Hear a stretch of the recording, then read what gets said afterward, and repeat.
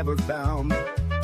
They talk about the team with such zeal, strategies and plays. They analyze it well. The stadium's full of cheers and shouts. Uconn's got spirit, we'll never doubt. Coaches share their thoughts, it's quite the treat. In this lively huddle we always meet. Huskies, we stand tall. With Coach Schumann and Steve Cully we call. Game plans and strategies, we break it down. In the Husky Huddle, our passion won. From defensive line to wide. All right. Yeah, baby. Yeah, baby. Yeah. Let's go, Uconn. Let's go. I can't deal with it. Let's go. go. The mariachi music. Oh, yeah. That's great. Yes. Finally. They don't want entertainment at Uconn. They just don't. Another great banner episode of Husky Huddle. I am your host, the best podcast host in the universe, Steve Cully, and he's saying yes to greatness, and he is now a worldwide music producer, Coach Schumann. Yes, he's sir. Just knocking out hit after hit after hit. Can't be competed with. There's no competition for Coach Schumann and his music. His music is great. His music is great. So I had a chance to go up to Uconn last week, and they had a practice Thursday and Friday. And boy, they got some big dudes on offense and defense. And we're taking a look at the defensive line because we've talked a lot of offense lately. And the defensive line there's going to be a lot of changes this year because we lost, obviously, Jelani Stafford, who is now on the coaching staff, and Delmont Gordine, he transferred to Georgia Tech. And we also lost Jack Barton, and Bryce Yates was the interesting one. Bryce Yates was the D lineman who entered the portal. We reached a deal with him. He dropped out of the portal. And then right after the bowl game against UNC, he entered the portal and transferred to UFC in North Carolina. Belichick, I'm sure he didn't tamper in any way. I mean, he would never do such a thing. No. You know, Spygate, Deflategate, Recruitgate. I mean, who knows? Who knows what Belichick did to get all these transfers that come in? On the edge, we lost Langston Hardy. He was excellent. He transferred to Wake Forest.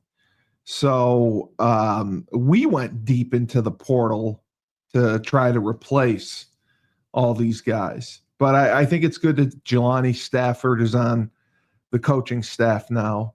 He at least, can show these guys what's expected of them and the culture that they've built at Uconn. Coach Brock has done a wonderful job with the defense that he's installed and using the players that he has. Right. So we have, what's his name? Curvis Shute is the UCF transfer. He's the most experienced of the returnees on the D-line. He played 8 games last year. He was in the bowl game.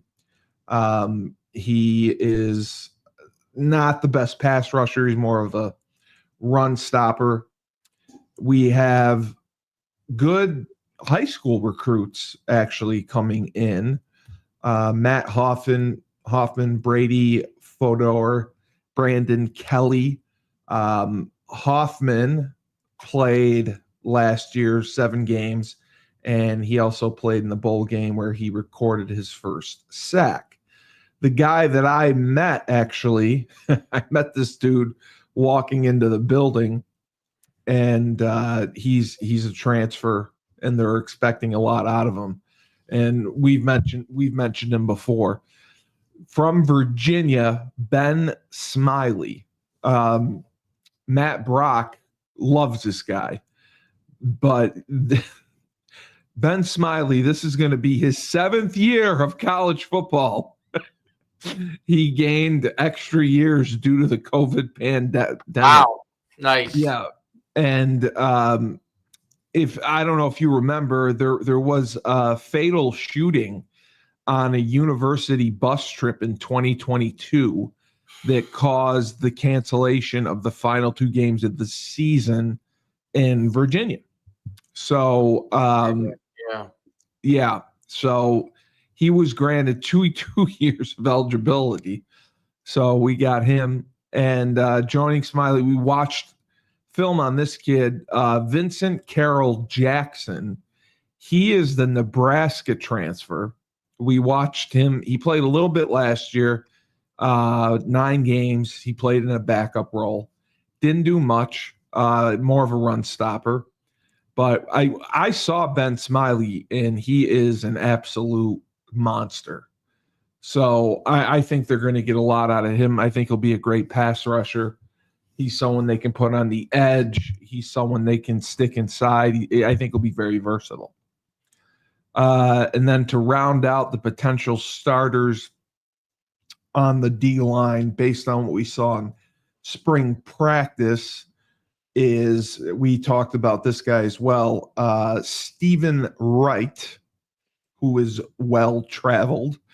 He has been at Arizona State, SMU, and Texas Southern. He played last season at Texas Southern, where he had 16 tackles, 4 sacks, 15 quarterback hurries. He brings a veteran presence. He's someone like Smiley. They all started their careers in 2019. So you're getting kids who are like 25 years old. I think that adds a level of maturity, and guys who are going to come in and take this seriously because of the money involved and the chance to obviously make it to the next level. The Iowa State transfer we watched on film, Trent Jones the second. I played with Trent Jones the first. He was a safety from Florida. But Trent Jones came from Iowa State, and we watched his film. He was a walk-on. He was a walk-on there. He worked his way into a scholarship, but he is contributing much more than that. He started last season in the opener, but then he kind of played mostly as the backup the rest of the way. Right. It was 2023 where he played his best ball. He played in all 13 games, and he had pretty good numbers then. So not only that, we have Marquise Black, who comes to us after playing at Gardner-Webb and Western Kentucky. He did play in 2 games at Nebraska in 2021. But it's just interesting. Like he then transferred to Western Kentucky and did not see any action at all. Then he transferred to Gardner-Webb last year, and he had 27 tackles, 2 sacks, and we took him. Another transfer that's in the mix, New Mexico, Antonio Harris Jr. He was a JUCO kid and then played at Indiana State before heading to New Mexico. He had 29 tackles in 10 games last year, 18 pressures, 8 hits on the QB, 9 hurries. He's kind of a tweener between like a defensive end, 3-5 technique, and like a wide edge guy. So there's a lot of new talent that is brought in. And the youth on the roster from the freshmen, we have Aubrey Melvin. He played very well last year as the senior season went on. And he could have allegedly gone to a Power 4 conference team, but he stayed loyal to his commitment to the Huskies. He had 60 tackles, 15 and a half sacks, and 2 fumble recoveries as a junior.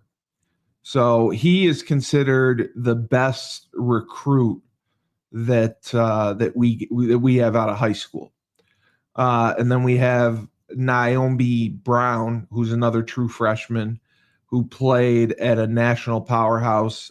Julius told me about this place and this kid, Valdosta, Georgia, which is famous for Valdosta State. 31 tackles as a senior, 10 TFLs. And then we have a redshirt freshman, Cooper Ackerman, returns after he chose us over Rutgers. And the staff is really trying to develop these guys and, fill roles. And that's what makes it difficult in the transfer portal era. You see all the guys that we lost. It's, Langston Hardy was a really good player. And we develop him. He puts up numbers here, and he goes to Wake Forest. Price Yates was coming along great, and Bill Belichick steals him. He goes to North Carolina. And, we had Delmont Gordine transferred to Georgia Tech. So it's just mind-boggling how, if I was like the D-line coach, I don't know how you handle having basically an entire new room every year. Right. And I saw Ben Smiley. I think Ben Smiley will be great for us. The transfers that we got, from Nebraska, Iowa State, Trent Jones. I mean, these are guys that have been around the block, and it's kind of like if they weren't playing well, or if they weren't playing enough, if they weren't putting up numbers, they weren't satisfied, they left. That's the only thing that worries me. Right.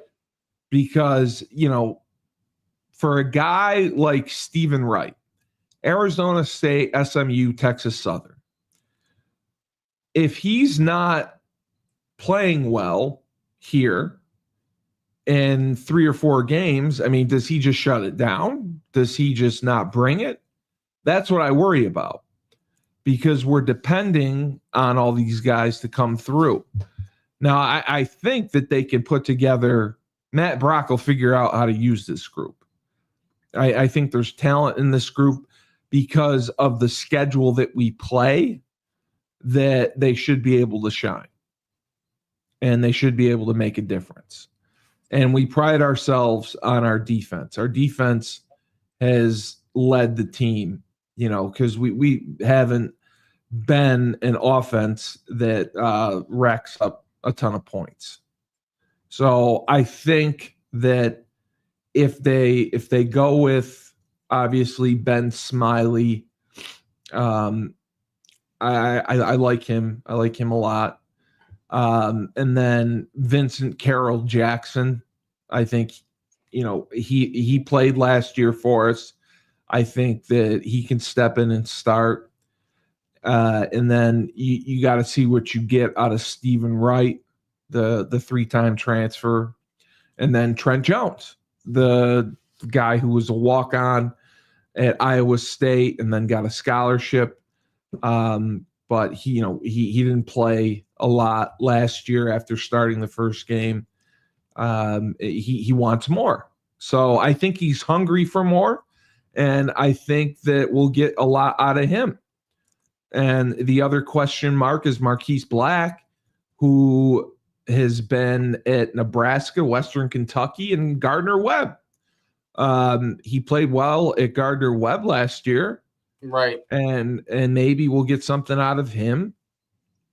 And then the New Mexico transfer, Antonio Harris Jr., who was a junior college guy, played at Indiana State, then played at New Mexico. Then we got him. So it's an older group. It's a mature group. They should come in ready to work. And, a lot of them understand this is really their last chance to make it. Because when you have someone who is on their 7th year of eligibility, they obviously understand that this is their last year. There's no sitting out and transferring. Right. They got to bring it. And we need them to bring it. So I think there's a lot of talent there. I think Coach Brock has to mix and match, see who fits the best where. And I think that the players themselves, we've never seen that level of age, maturity, and experience. Right. So with the combination of guys that are returning from last year and all the transfers they brought in, they played well in the they played well in the spring. They should know the system. They worked all summer, and they've been having practice. Practice had started on Wednesday when I got there. So Wednesday, Thursday, Friday, it was funny because they have such a nice players lounge, like I was telling you about, where, you can shoot basketballs, you can play pinball, you can shoot pool. There were bodies everywhere, just on the couches, sleeping in between, because they'll do a walkthrough in the morning and then practice in the afternoon. So that, the D-line was the biggest question mark, what they needed to fill going into this year. And then after that, it's the linebackers, because we lost Jaden McDonald, who I thought was phenomenal. Jaden McDonald was phenomenal. Tua Famani Brown was phenomenal. They are, I don't know if Jaden got picked up or not, but they played their 4 years. They were done. This is the guy that I think will be excellent. And we talked about him. The two biggest transfers, Tyquan King and Washington San Jose transfer Byron Parnham. King was from Connecticut, but he went to I'm sorry, he's from Connecticut. He went to high school in South Carolina, and then he went to North Carolina A&T. He had a really good year as a freshman. As a sophomore, he completely dominated. He had 93 tackles, 5.5 TFLs. Then he transferred to East Carolina. So again, this is interesting. He goes to East Carolina, doesn't play a down. Transfers to Temple. And this is, we watched film on him from Temple. He led Temple in tackles. And when they played against us, he had 15 tackles. He led the team with 111 tackles, 6 TFLs, and 3 sacks. So Tyquan, I think, is someone who's going to make an impact for us immediately. And because he spent 4 years, he only played in 4 games between Washington and San Jose State. And then he entered the transfer portal to Temple to preserve his last season. he got an extra year of eligibility. So that's why we are able to get him. And then, then the other guy we got is what's his name? Parnham. Byron Parnham. Byron Parnham. That's the other guy. He's the guy who played at Washington, San Jose State. And this is his last year of eligibility. So we'll see what we get out of him. I like that they're getting some of the Power 4 conferences transfers. I just hope they produce. We have a lot of depth. This is the other guy that I liked, and we talked about him. BYU transfer, the Samoan, Sion Moa. We liked him. There's also Donovan Branch, Ethan Hogg, Omar Diomande, and then Aaron Key. Key he's a returner from last year. He played with us. He played well in the Fenway Bowl. I remember that. He had 4 tackles and a TFL and a sack. He's probably not going to start, but they rotate, so he'll be in the rotation. The other guy that I mentioned, Amir Renwick. He had 35 tackles last year, and he had 10 in the regular season finale against UMass, 8 against Maryland, 7 against Wake Forest. So we could get something out of him. And especially, like you said, that 3-5 defense. The linebackers are and Joe V said it too. They're just nameless, faceless guys that you can stick anywhere and can do whatever you ask them to do. They can blitz, they can bring pressure, they can drop into coverage. And with the numbers that we have, I think that this could turn out to be a good group. Moa, the BYU kid, he started, his career at Utah State. Then he went to BYU. He didn't play much. And then it's also funny, his fiance is a star soccer player, also transferred to Stores. So they both came as a package. So I kind of like that. I think that's cool. And it's just, again, as a coach, I don't know how you manage numbers like this and so many new guys. The only other returner we have is Branch, and he should be another starter on the edge. He was in the rotation with Langston Hardy last year. Branch had 24 tackles, a sack, and a forced fumble. And with a full-time role, he should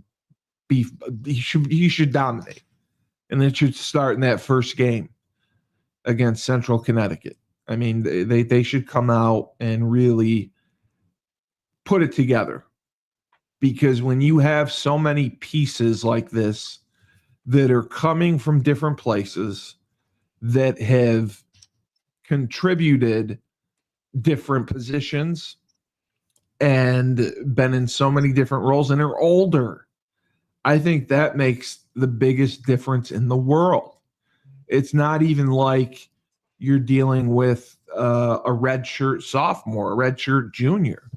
These are guys that have 4, 5, 6 years of experience. So I think that makes a huge difference.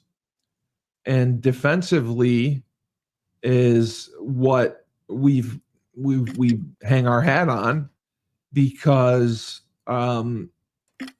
we're not an offensive quote unquote juggernaut. It scores a ton of points. So, defensively last year, if you took out the Maryland game, we were incredible. I mean, we kept teams under 21 points often, which was huge. I mean, the Syracuse game was tough for us and Duke, but I think we're going to have more firepower offensively, which will make a difference. But I think it's going to be interesting how Coach Brock puts all these pieces together on defense, because it's so many transfers, so many transfers. That's the only thing that's concerning to me. I just wish that there were more returners, because it's just scary. It's scary when you see that much. I mean, as a coach, so let's see, Uconn rankings. I'm curious what Uconn's rankings are. Football from last year? No, this year we're projected. Oh, we're not going to be projected anywhere. Well, we'll be in probably the top 50. Uconn 25 seasons projected as a nuclear FBS team. Yeah. With an SP ranking -5, average 7.4 projected wins according to ESPN. They are rated 76 in EA Sports. SP ratings -5.4 places them behind teams like Notre Dame, Oregon State, but ahead of Washington State. Average projected wins of 7.4 suggests a season with a mix of victories and losses, potentially making them a mid-tier contender. I would take the over on that one. Is there a betting thing on that? In EA Sport, Uconn's overall 76. You can go on FanDuel or whatever and bet on that. Can I? I'm pretty sure you can. Yeah. I'm sure you can go on DraftKings or the parlays. Did you see the new deal that ESPN got with the NFL? What? The new deal ESPN made with the NFL that just was announced. What is the details on that? Holy crap! It's unbelievable. Really? Yeah. It actually pissed people off. Why? Well, the whole reason it was done is because people are cutting the cord. Like people don't have cable anymore. So ESPN went from, in 2011, they were in 111 million households. In 2024, they were in 65 million households. And that's because people are cutting the cord. So what happened is ESPN now made a deal with the NFL. The NFL basically ESPN paid for the NFL media assets. So like the NFL Red Zone is going to be on ESPN. More games are going to be on ESPN. But they did this, which I don't understand exactly what it means. So it says the NFL, ESPN reached a blockbuster agreement that will place many of the league's top media holdings with the sports network. Now, this is what I don't understand. In exchange for equity in ESPN that is potentially worth billions. So what does that mean, equity? Does that mean like they have partial ownership? Yeah. Okay. So to me, that's not good. And it's not that ESPN as objective as it is. They're not. But if the NFL owns ESPN, then the objectivity of the news that ESPN reports is going to be compromised, isn't it? Aren't they going to be? They're going to be biased. Like if there's, an NFL player who gets charged with rape, or if there's an NFL player who gets a DUI, ESPN isn't going to report as hard on it. That's the first thing that came to mind to me. Yeah, they'll own it. Yeah, of course they're not gonna, because I mean, exactly. I mean, why would they? That's my point. So you're losing objectivity with that. So now ESPN is going to run the Red Zone, the NFL Network. ESPN personalities will be on the NFL Network, and what everyone criticized is the NFL is a $1 billion industry, and they have put barely anything into the NFL Network. They've cut certain things from the NFL Network. So instead of just fixing the NFL Network themselves, they give it to ESPN. So ESPN is going to get 7 more regular season home games. And this is also huge, the NFL's fantasy football business. And then betting, it said, as well as potential to integrate special features, including betting and potentially more assets. Now, this is what ESPN is going to do.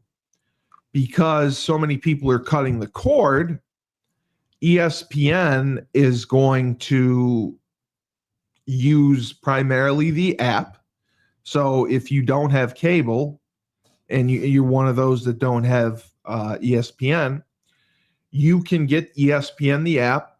You can get the NFL, everything that it has to offer, but the cost is good. If you want to not use cable or satellite or whatever, it's going to be $30 a month for the ESPN app.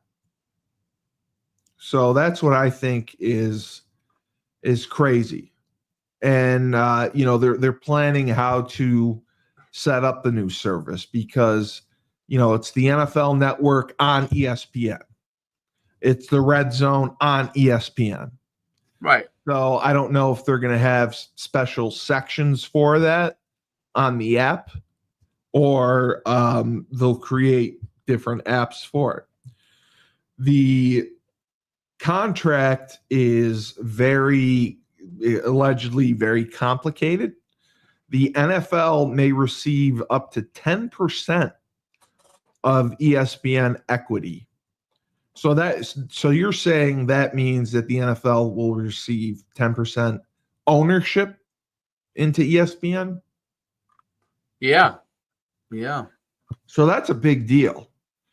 And it really upset a lot of people. And I was going to talk with you later about this on we did Money Line, but the NFL had been looking to unload many of its media properties for years. The NFL Network started in 2003 and was supposed to be a competitor to ESPN. It gained traction. It was distributed on all the cable networks, but it never became a full-blown alternative to ESPN, whose studio shows focus more attention on the NFL than any other sport. And then this is what never made sense to me. The NFL Network was plagued by cutbacks for years, even though the league is a multi-billion-dollar juggernaut. ESPN is going to improve the NFL Network programming and put a lot into it with their personalities. But it's kind of the same deal because ESPN owns the SEC network. And the SEC has 24/7 programming. It's the same thing. And it dedicates their personalities to it as well. So it's basically the NFL didn't want to put money into their media properties, and they basically sold them. And which one do you think is most popular? It's obviously the Red Zone. Right. So Red Zone is huge, and they don't know how they're going to package it with the other how ESPN's going to package it. And then it's also available to cable and satellite services. And then it's also available to YouTube TV and Fubo. So they don't know, like, is Red Zone, are they going to cut off cable, YouTube, Fubo, and make Red Zone exclusive to ESPN? That's the concern. And the other concern is with ESPN having the media rights deal with the NFL, CBS, Fox, NBC, they feel that all the big games, the marquee games, are going to go to ESPN, obviously, and they're going to get cut out of it. So, I mean, people are not happy about this. But again, this is what blows my mind. Like I said, in 2011, ESPN was in 100 million cable homes. And toward the end of last year, the figure dropped to 65.3 million. So that's why they're doing a direct to consumer service. But that also impacts Uconn, because Uconn is often on ESPN Plus when they're not on the CBS Sports Network. So ESPN Plus carries most of the FCS games. They carry many of the non-premier college football games. So if you want to watch Uconn, especially Uconn basketball that's leaving SNY, Right. They're going to be on Peacock. They're going to be on ESPN. So it's going to be interesting to see. But for Uconn, visibility is huge. The visibility is huge. The attendance is huge. They have to promote the hell out of this. They have to fill the stadium. That first game against Central Connecticut State, August 30th, they got to get 35,000 people there. I don't care. They even said it. They even said they're going to let people in for free. I don't care what you have to do. Make that stadium full. You know how I said I'm a Jesus Christ, Cully, come up for air. Thanks, Chris D. I appreciate you. Did you see Mora? Yes, I did see Mora. Did you bitch to everyone about the transfer portal? Yes, I did bitch about the transfer portal. I did. Thank you, Christy, for calling me out. I appreciate it. But that's the biggest thing to me, I said, was they need a presence. They need to show that stadium full. You know how I told you I'm a pro wrestling fan?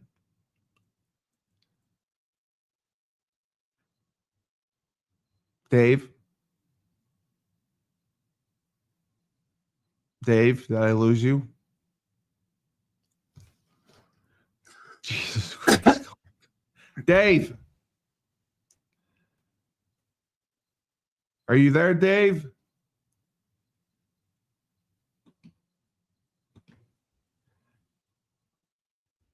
Come up for air, Dave. Jesus Christ, Cully, come up for air. No, I donated to Burton. Burton needs to listen to me. Dave, are you there? You hear me? Okay. Yeah, I can hear you. For some reason, I'm freezing. Can you hear me? I hear you now. You know how I'm a pro wrestling fan? Yes. Okay. So this is what pro wrestling does. This is what pro wrestling does that I am a fan of. Okay.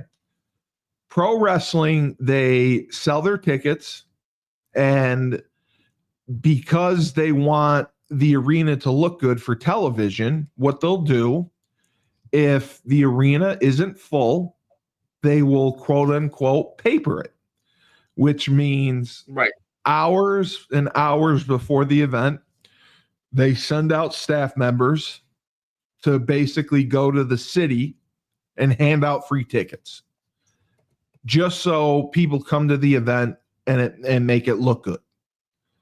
And that's what I think UConn needs to do.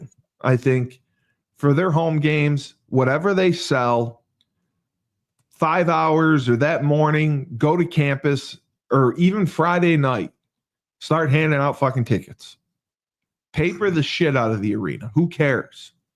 The seats aren't filled anyway. You're not going to pay to fill them regardless. Paper the arena, paper the stadium, make it look good for television, because that is most important. They have to have a presence when they're on television. They have to have a student body that shows craziness. They have to win, obviously, and I think they're going to win 9 to 10 games. With that schedule, if you don't win 9 to 10 games, I consider it a failure.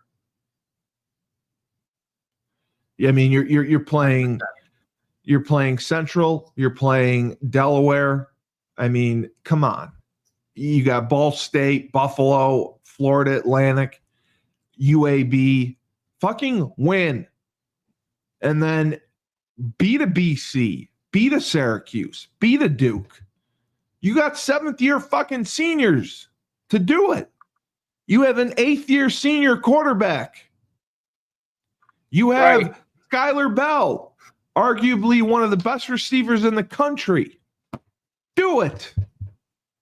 Stop talking about it. Do it. And I met their social media team.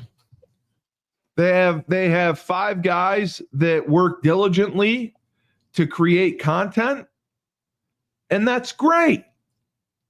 But get followers. Get followers. And the way to get followers is to partner and to work with people who have them, such as us. You want followers? Work with people who have them, because Dave did not build 1.5 million followers over 2 years. It took probably a decade to get this, or 5 years to get this.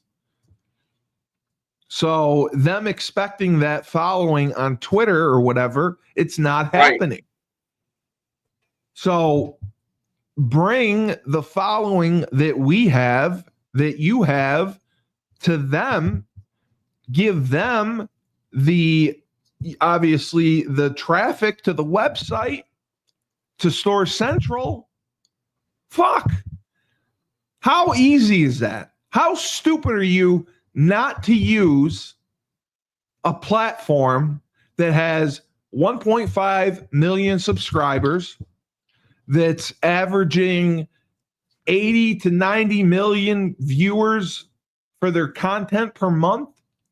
And you're not going to take advantage of that? And you got 2 UConn alums who could be doing any sports show that they want. We could be doing Temple Huddle. We could be doing BC Huddle. Right. And we would have the following. Right. But these jackasses want to be stubborn and not use what we have, what you've built, to take advantage and help our own program. We didn't do this for our own edification. We did this in the hopes of helping our alma mater and partnering with UConn, bringing them traffic, because we know how hard it is to survive in this college football environment. Everything is new. With the money that's involved, with the transfer portal, we know how hard it is to survive. The show, our platform, the things that we do were created to help UConn, not hurt it. We are alumni who care and love the football program and want to see it succeed, want to see it back where it was, making Fiesta Bowls and having success year in and year out. And I'm not talking about beating Central Connecticut State and Georgia State. I'm talking about when I was there, when we were playing BC, Miami, Virginia Tech. We beat Iowa State, Navy, Vanderbilt. We were playing SEC teams.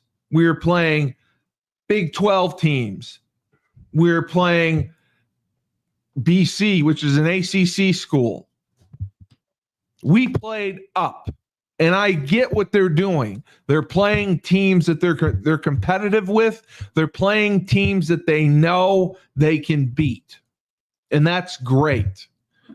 But to draw fans into the stadium, you need to play above your belt. I'm sorry. And that's why we play teams like Louisville. That's why we play teams like the U. Because we knew to create a buzz, to build a following, you're going to have to play tough teams, name brand teams. That puts you on the map.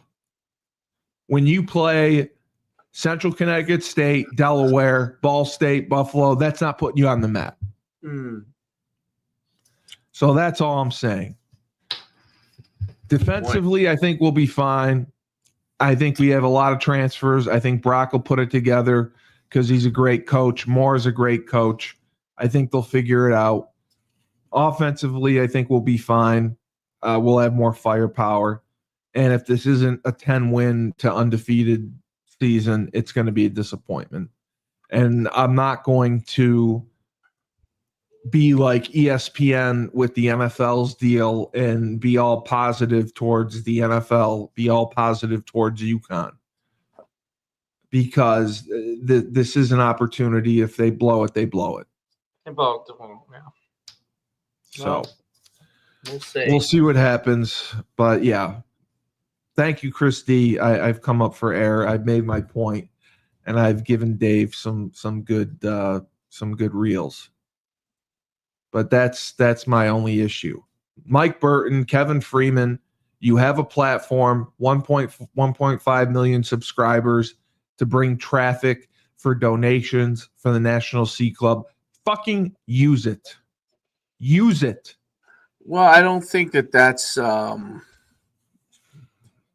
priority. You know what I'm saying? So what's the priority then? It will. If you have Store Central, what's your priority? I think the priority is internalizing everything, bringing more of it in-house. They have with the Husky Athletic Fund, yes. They have. Yeah, right. But there's still the NIL still a big part of it. That's what Store Central is. It's going to change, though. You think it'll change? Yeah. You think it'll just all be in-house? Most of it. So they can control the money. Yeah. Yeah. Well, whatever either way, it's not generating enough traffic. I'd love to see the Google Analytics behind UconnHuskies.com for football. Mm. And then I'd love to see the Google Analytics for our stuff. You can always, every owner can check your back-end Google Analytics. You can see how many people come to your site. You can see how many. You can look that up. So what's UConn's football page? We can't look it up. On YouTube, you mean? On like YouTube, for example? You can on you. I don't think we can. Let's go to UconnHuskies.com. I only think the administrator. So UConn Huskies page gets. I thought only the administrator can see that. I have the tool. All right. So last 30 days we have 136 million. Why is Bo barking? Bo, get over here. Come here. Come here. I'm on a podcast. Get out of here.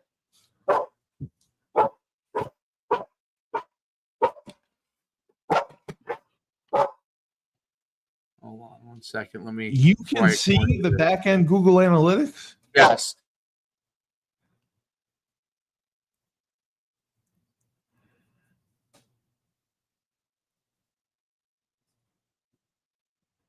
Oh, this is going to piss me off.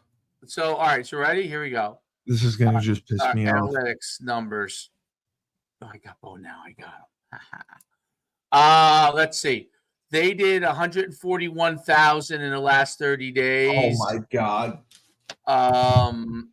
And Uconn Huskies official YouTube channel.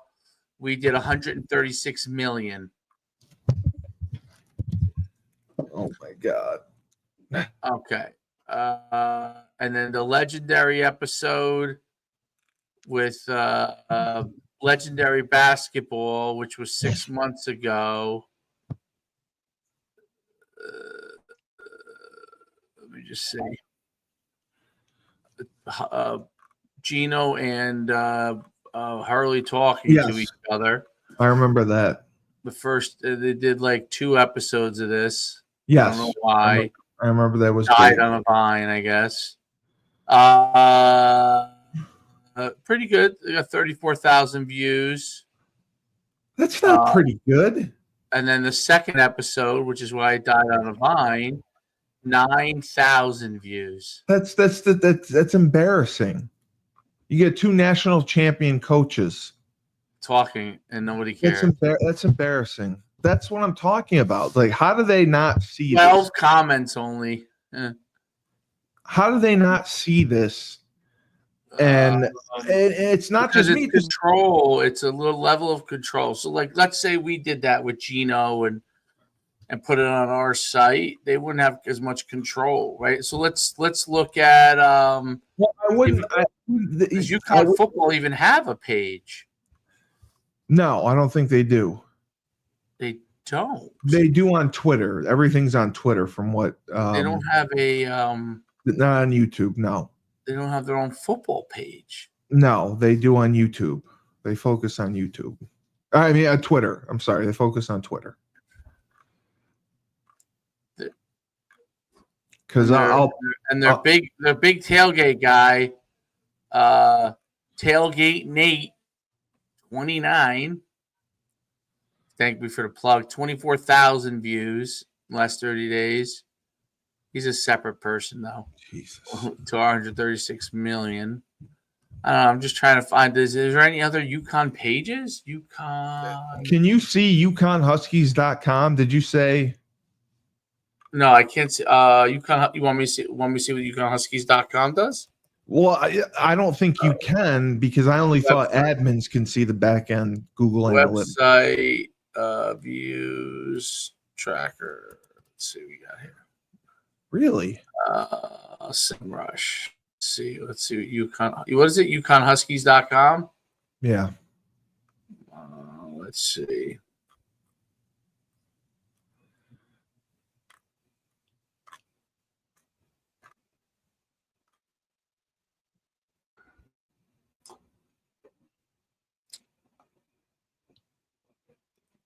See if I can do this. That's the main page, and then there's the other sports off of it. Website track estimating one site, any site track. All right, what is it? UconnHuskies.com. Yeah. All right.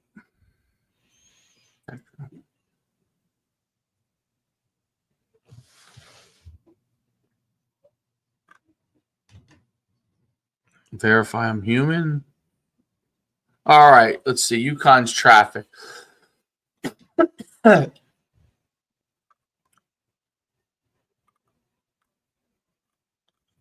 This is estimated. And this is for all sports, so it's not just football. Not bad. Monthly views 595,000. That's awful, Dave. That's awful. Well, I mean, go to another school and look. Let me look up nucsports.com, which I never even really use anymore. It's my flagship site. 500,000 for all your sports is terrible. And you see sports. Oh, wow, we don't have not much traffic at all anymore. Yeah. That site's died on a vine. But like a competitor like BC or Syracuse football. Yeah, let's look at a competitor.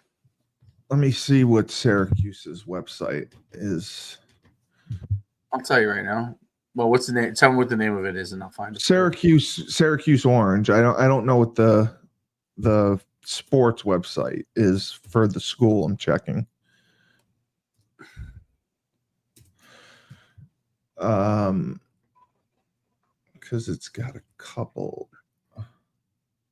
Okay, it's QSports.com, which is Syracuse University Athletics. QSports.com. Yeah, I would just like to see their website traffic in comparison. Okay. CUSE sports.com. CUSE sports.com. Yeah, it's just http://qsports.com. CUSE CUSE, yes. Sports.com? Yeah. No, I'm sorry. Cuse.com, not sports. Sorry. Just Cuse. Yeah, it's just Cuse.com. http://Cuse.com. Sorry. Okay. Well, UConn's more. Really? 269,000. Oh, okay. Okay. What is Duke's? Duke. Well, no, I'm just curious. Did I get this wrong? GoDuke.com. Let's see what GoDuke.com is.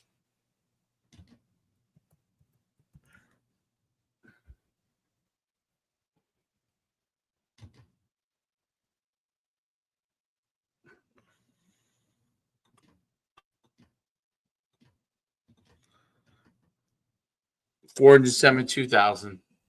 So these flagship sites aren't really. UConn's is not bad relative to the other ones. I still think it's bad. Well, all these as a whole might be bad, you know. Well, because they have offshoots, but you got to remember, I think UConn's is bigger because you're encompassing all the sports. Like if you and UConn has more sports than Syracuse does. If you were looking, if you could do just football, I think it would be different. I don't know if you can.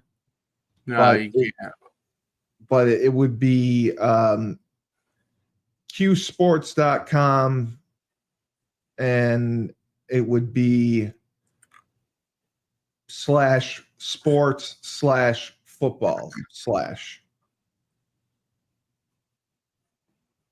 That's what I would be interested to see, if you would be able to differentiate, just if there's a way to look at just football.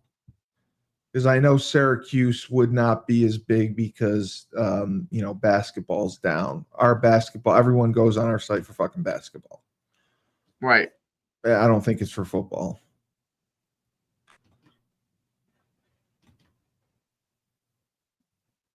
But even Duke at 400,000 is more than I would have expected.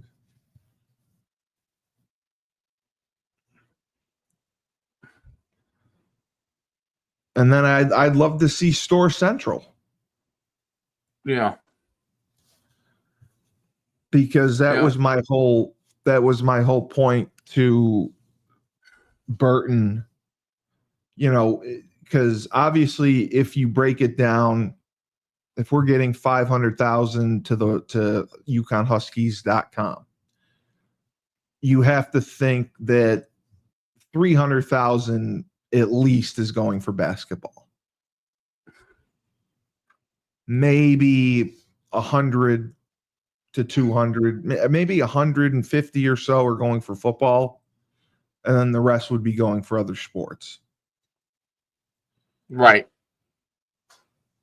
So that's why I'm saying when you have a platform with 1.5 million subscribers, 100 million views per month, you know, even if you kept the YouTube channel, you keep the YouTube channel, you still promote the C Club and donating, and then you can put the shows on Uconn Plus, whatever, on the website.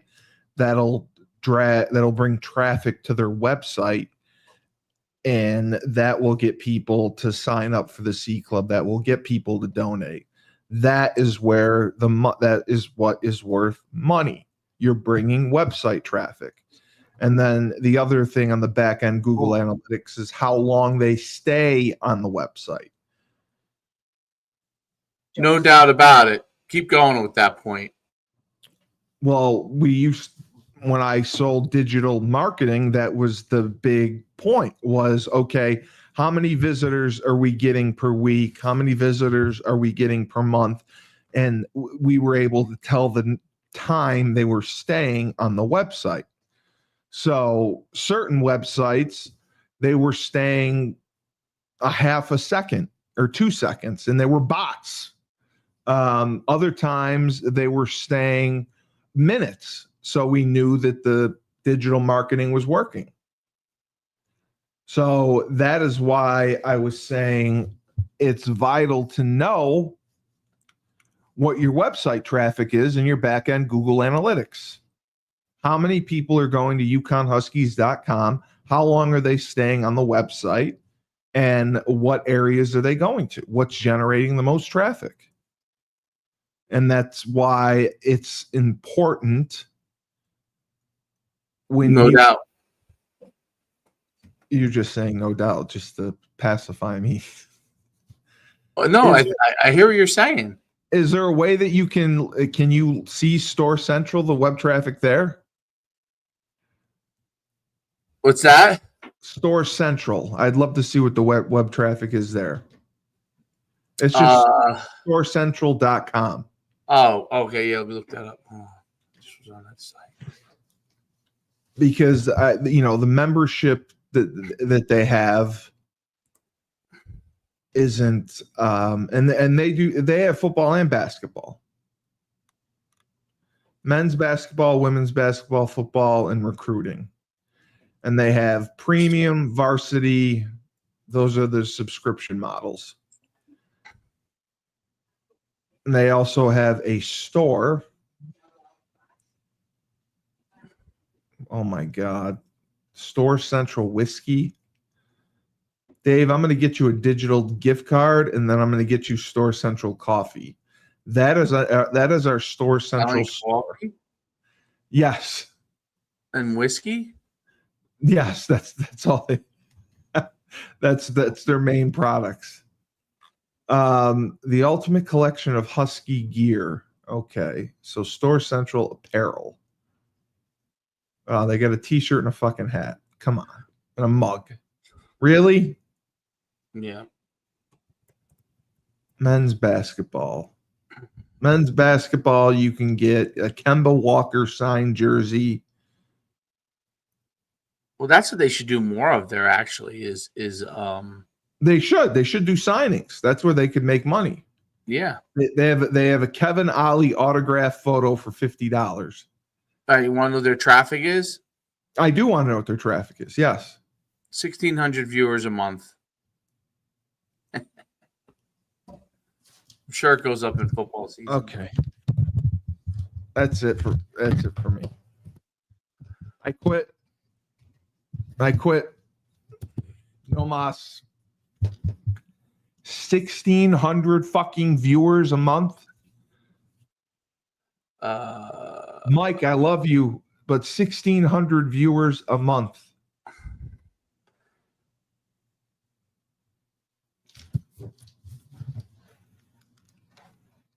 I want to puke right now. I mean, I guess you could check, No, there's no checking. That's the main NIL site for us, and it's $12 a month. So, and he claimed we had like 20,000 subscribers. There's no way that we have that many. Maybe there's 20,000 members. Maybe that's what. Yeah, he said there's 20,000 subscribers, members for $12 a month. They may not be paying members. Oh, are you a paying member? I am. Yes, you are. Okay. Suckers. Well, I mean, I pay and I donate. You already said it. Said a sucker is born every minute. I am because No, you're supporting the team. You're a good man, Charlie Brown. No, I'm not. I'm an idiot because I did the same thing trying to work with Belcourt he got to meet with Sean Rabinowitz because of me. I guess he was also with Rennell, I think. Not Rennell. Yeah, they were at the golf tournament. Yeah. Saw a picture. Yeah. So there you go. They did that. Yeah, I connected them all. You know what I got out of it? You know how much money I made out of it? Probably got Bubka. But you know what? Everybody likes you, though. Oh, yeah, they like me. That's great. That's going to get me car insurance because they like me. Oh, thanks for that's true. That's bad. That is bad. But all right, at least now we know some numbers. Yeah. I'm gonna text Burton because he's got to know this because. Well, I mean, it could be off slightly, meaning like it's not off. I believe it. I believe it. Let me try one. What's Mr. Beast's social trackers? I believe it, and so Social Blade.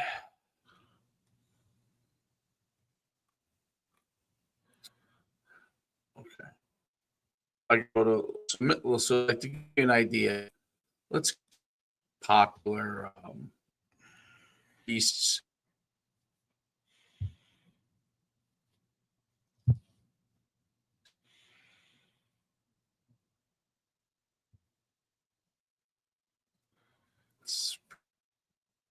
I didn't know that you had a app or software that did that.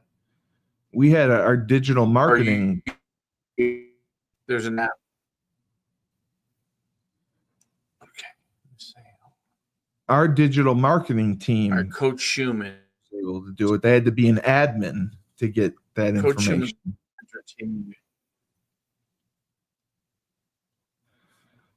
Worldwide subscriber link. Worldwide, 1,267th in the world. That's Mr. Beast. US views, yeah, worldwide views rank 12,000. Sports rank 366. Let's see, 131 million views last 30 days.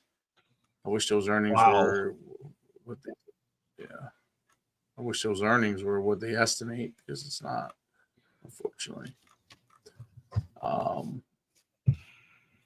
Yeah. Similar channels. Well, even Pat McAfee's channel was. Let's see what Pat McAfee. What is it? I thought his YouTube channel. I thought was 100. I thought I read it was 146. Pat McAfee show. Yeah. Okay, he's a little higher. Pat McAfee's show is 140 something, isn't it? Views wise is only 12 million.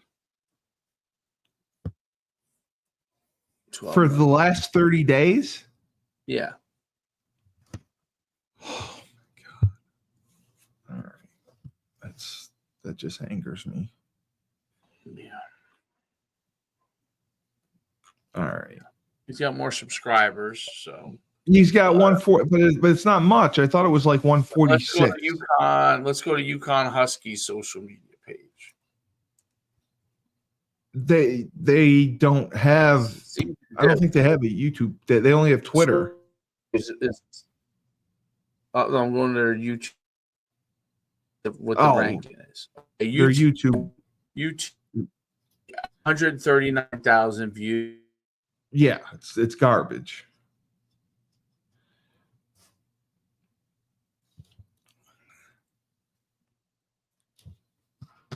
Let's pick the most popular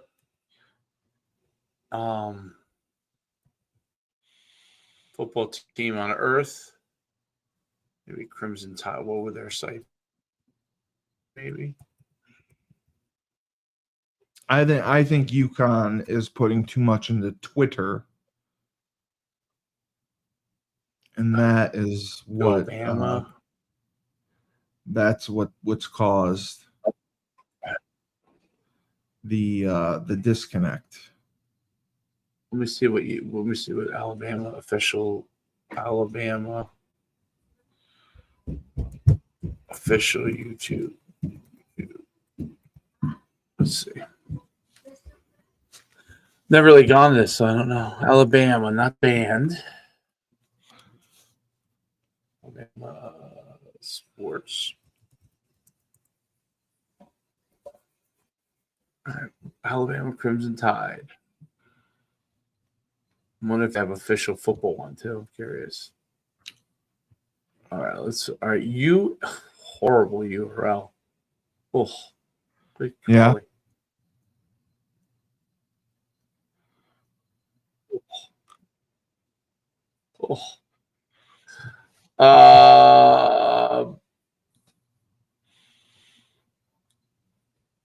Views per month, Alabama, 65,000 only. Their YouTube stinks too. Well, that makes sense. I don't think they. Let's see what their. I know that most of them focus on Twitter. Alabama football. I know UConn. See if Alabama football has their own. Their Twitter page was UConn focused mostly on Twitter. Let's see what. Yeah, it's pretty bad. I'm trying to see if there's one that's good. There won't be on YouTube. I'm telling you. The difference is that Alabama has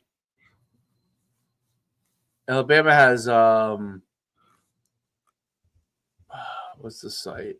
It's they have Bama Online, which is owned by probably 24/7 or one of those. Right. But that does 101,000, not too much either. These guys are missing a boat, dude.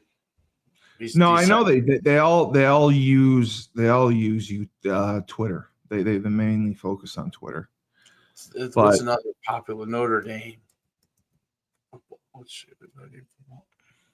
Notre Dame, Locked On Irish. Locked On. They have a million channels around them, which helps them. Yes. A lot. Yes, of course. Like that just focus on. You need to have the content. Yeah. Let's see. Constant content. Notre Dame Football Daily, 66,000. Is that a month? A month. That's it. Wow. Yeah, I mean that makes sense. I mean, we're a monster. Bottom line. No, I know. We're not. We got to get paid.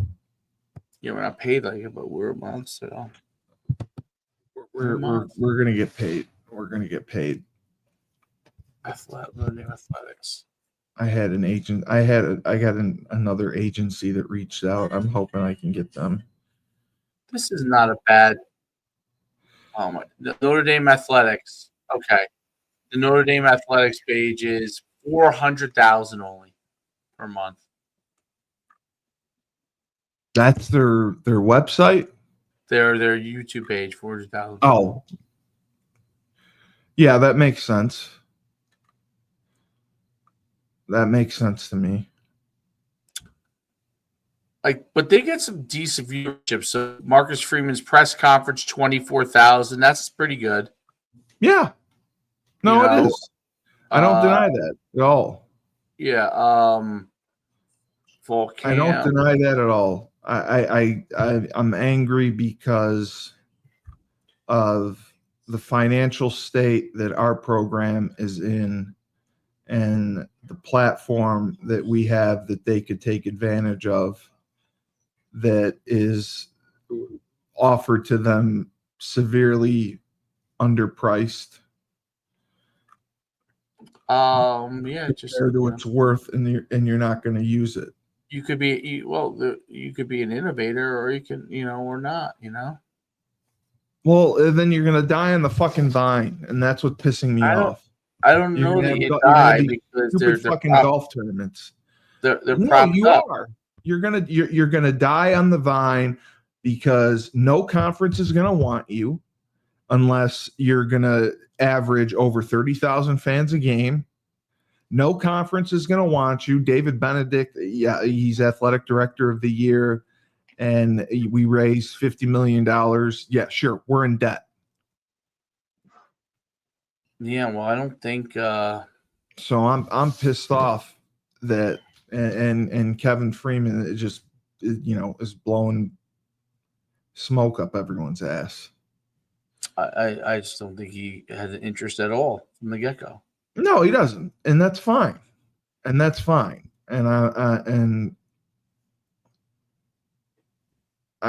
it's going to be made another way. I don't need them, and we're gonna be fine. It just blows my mind that they can look at those numbers and the traffic and not see how much better things could be. Yeah. If you added a couple shows, and I got to the point where I would do it. I would give it to them on a trial basis. I said, just try it for a couple months. I'll give it to you for free for a couple months. See what you think. It's not going to hurt us. Try it. If you want it, you buy it. If you don't, fuck it.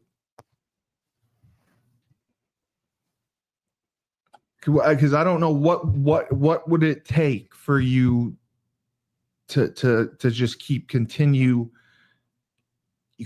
to miss out on an opportunity that's going to benefit every one of your programs. We did a freaking baseball show. I was telling the producers when we were filming at Uconn, I said, we did a baseball show for probably 8 weeks. And you and I know nothing about baseball. And the baseball show was drawing huge. And it's because of the following that you have created. It doesn't matter what you do. It's the following that you have created. It's the personality. It's the entertainment. It's not just plug in this and this and this and it'll work. That's what they tried with Locked On. Thought they could plug anyone in and it would work. And it didn't. Well, maybe we need to put somebody in, just get credentials and have a person that goes for us to get content. Well, that's what I had. Frank had a guy that reached out. I had another agency reach out finally. If we can get people, we need representation to get, because the deals that are getting done on some of these podcast networks I was reading about,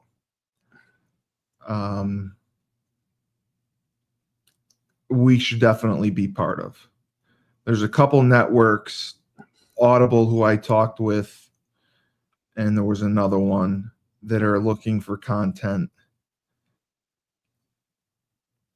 We're all And yeah, and that's what, because that's what everyone's cutting the cord, and that people don't even listen to radio. So this is the way to go. So, okay. So that's what I'm going to do. I'll reach out to them. You have your plan now? Yeah, no, I mean, I had an agency that messaged me last night. I'm going to respond back to them, and I'm going to go back on the other site. Did you get your money back? Sean asked me this. Did you get your money back from Megaphone? No. Okay. I canceled it, though, I'm pretty sure. You did cancel it. Yeah. But you didn't get refunded. No. Why would It was like $1,200 I think I was paying monthly, though. Let me see. I'll tell you right now. No, I'm telling you, you paid the whole. I thought you paid the whole year. Let me see. Hold on. Because I told Sean that the guy just fucked us. That Oscar guy. No.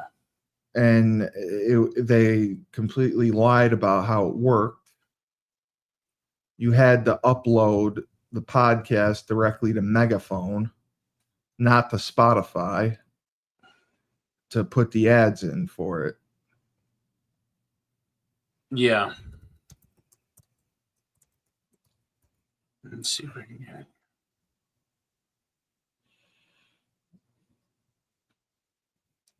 Password expired.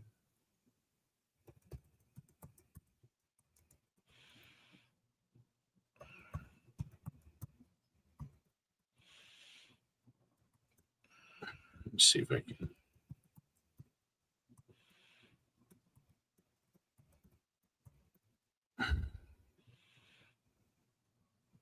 All right, let's see if I get in here. All right, am I even a member?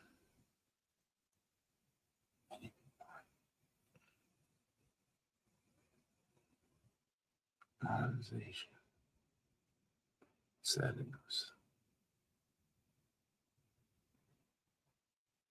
I don't even know. I don't even know how you cancel here. That's what I'm saying. So you don't think you canceled it? I'm looking here. I'm like, did I cancel If you this? didn't, then I'll contact. I still have Oscar's number. I'll contact him. Oh, let's see. Settings. Organizational settings. User settings. Okay. Qualified account. API.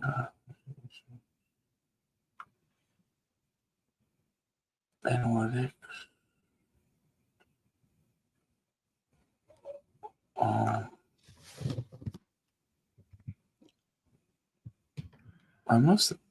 Then maybe I did pay for. I don't know. I'm telling you, you paid for the whole year because I was pissed. I didn't want you to pay for the whole year. I don't know.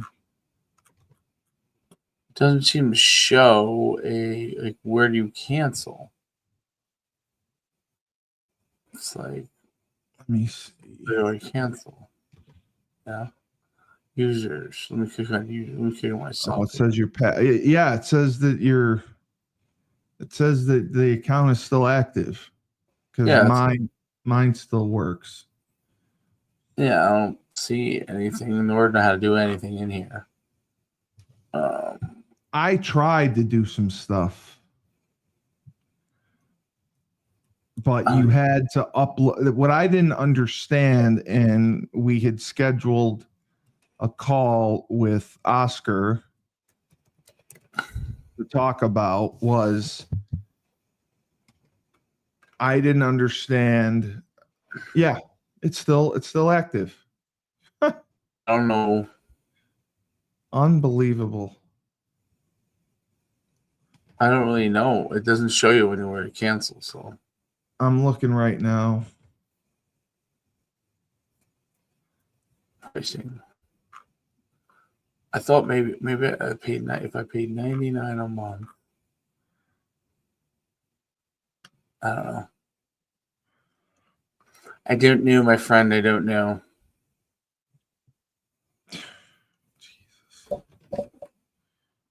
It's confusing.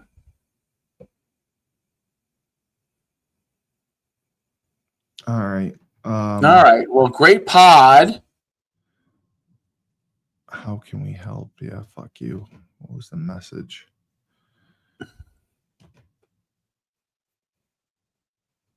Yeah. Is there anything that's unclear? Yeah, everything is unclear, assholes. And I'm the idiot who went through and imported everything to this. And the network is Schumann Enterprises.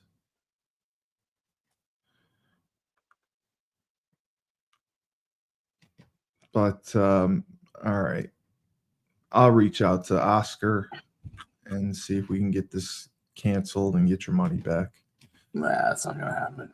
It has to happen. It's fucking ridiculous. So, any Uconn fans, 100, 200 people, whoever's watching, email Store Central, email Kevin Freeman, email David Benedict, and say they're wasting Coach Schumann's Sports and Entertainment YouTube channel with 1.5 million followers, with 90 million to 100 million viewers per month for content that they could be having the traffic going to their site for donations for people to join the C Club, and they're missing out on it because they're morons. They're morons. You have a platform, 1.5.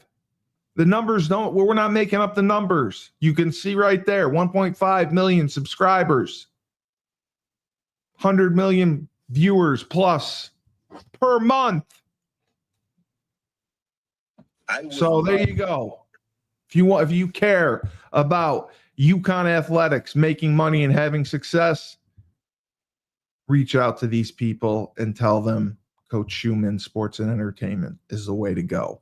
So everyone else can fuck themselves. I'm Steve Cully, the best podcast host in the universe. This has been Husky Huddle. Hopefully the defense holds up with the 45 million transfers and the seventh-year seniors. Coach Schumann is saying yes to greatness, and it's great to see the numbers compared to everyone else. Remember, when life gives you lemons, don't make lemonade. Take 2 oranges and shove them right up David Benedict's ass.